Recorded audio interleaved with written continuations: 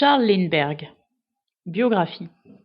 Charles Augustus Lindbergh est né le 4 février 1902 à Détroit, dans le Michigan, États-Unis. Dès l'enfance, il s'intéresse à la mécanique. Il s'entraîne sur la voiture familiale, puis sur sa moto, et il choisit des études de mécanique à l'université. Une branche de la mécanique le fascine particulièrement, l'aéronautique. En 1922, il quitte l'université pour s'inscrire à l'école d'aviation de la Nebraska Aircraft Corporation afin de devenir pilote. Pendant ses études, il travaille comme cascadeur dans un cirque volant. Il saute d'un avion à l'autre ou effectue des démonstrations de saut en parachute. En 1923, il achète son premier avion. Pour s'entraîner, Lindbergh rejoint l'armée de l'air en 1926. Puis il travaille dans l'aéropostale. Il livre le courrier par avion entre Saint-Louis, Missouri, États-Unis, et Chicago, Indiana, États-Unis. C'est là qu'il fait ses preuves en tant que pilote et qu'il entend parler du prix Orteig. L'exploit de Lindbergh est du Spirit of Saint-Louis. Depuis 1919, le prix Orteig veut récompenser de 25 000 $ le premier aviateur qui reliera, seul et sans escale, New York à Paris.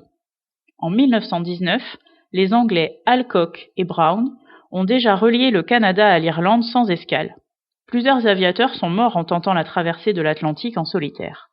Mais Lindbergh pense qu'il peut réussir s'il possède un avion spécialement conçu pour cet exploit. Il fait alors construire le Spirit of Saint-Louis. C'est sur ce petit monoplan que Lindbergh décolle le 20 mai 1927 de New York pour atterrir 33 heures plus tard au nord de Paris. Suite à cet exploit, Charles Lindbergh devient très célèbre.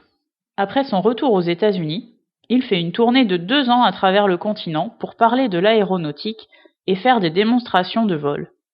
Au cours de cette tournée, il parcourt plus de 35 000 km. En 1929, il fait don du Spirit of Saint-Louis à la Smithsonian Institution. Aujourd'hui, il est toujours possible d'aller voir cet avion au musée de l'air et de l'espace à Washington. Après sa tournée, Lindbergh se consacre presque exclusivement à la promotion de l'aéropostale. Il fait régulièrement le trajet entre les États-Unis, les Caraïbes et l'Amérique latine. Il va même faire des démonstrations jusqu'en Alaska, en Chine et au Japon. Nazisme et Seconde Guerre mondiale. Mais en 1935, son fils de 2 ans est kidnappé.